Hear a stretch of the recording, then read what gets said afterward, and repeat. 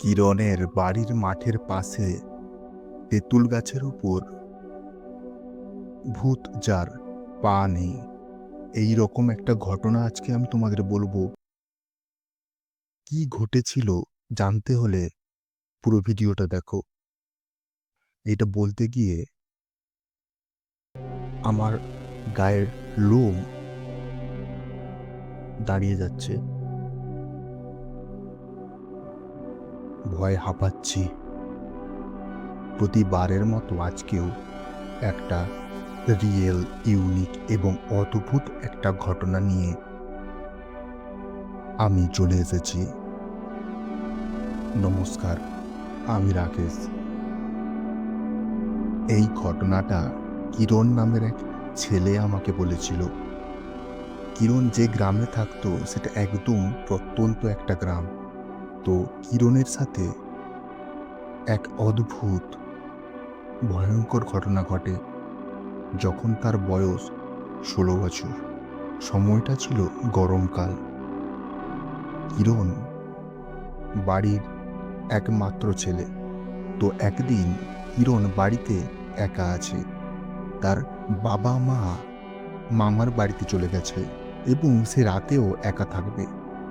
গরমটা এতটা পড়েছে, কিরণ ঘুমোতেই পারছে না। রাত 12টার সময় হাঁটতে হাঁটতে কিরণ ওর বাড়ির পাশে একটা মাঠ আছে, সেই মাঠের দিকে চলে যায় এবং ওই মাঠের পাশে একটা অনেক পুরনো তেঁতুল গাছ আছে।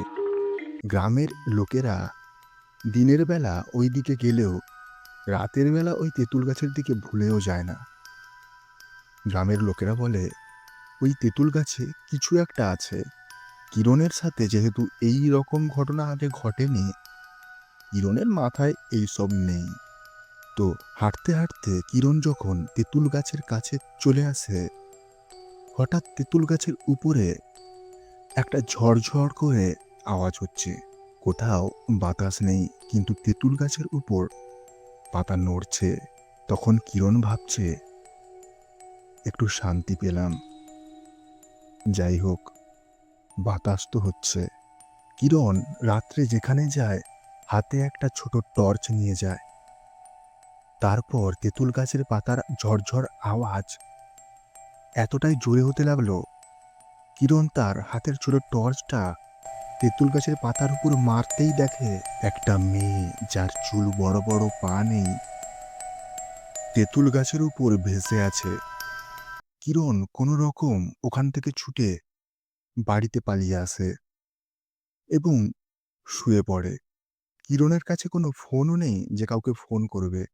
কিছুক্ষণ পর কিরণের রুমের দরজা ধপাস করে বন্ধ হয়ে যায় এবং ওর পায়ে কেউ একজন ঠান্ডা হাত রেখে বলছে, আমি প্রতিদিন কোথাও না কোথাও থেকে একজন মানুষকে নিয়ে নিই, আজকে তোর পালা। তারপর কিরণের কিছু মনে নেই। যখন কিরণের ঘুম ভাঙে, দেখে সকাল 4টে। কিরণ বুঝতে পারে যে এখন আস্তে আস্তে সকাল হয়ে যাচ্ছে, আর ভয় নেই। কিন্তু রাতের ঘটনা কি সত্যি? কিন্তু কিরণ বলছে এই ঘটনাটা তার সাথে ঘটেছে। এই ঘটনার কথা কিরণ আর কাউকে কোনোদিন বলেনি। হয়তো কেউ বিশ্বাস করবে না, বিশ্বাস করুক আর নাই করুক, যার সাথে ঘটনা ঘটে সেই জানে।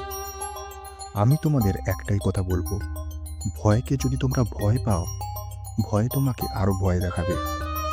ভয়ের সামনে সবসময় স্ট্রংলি, শক্তিশালী হয়ে দাঁড়াবে, ভয় পালিয়ে যাবে।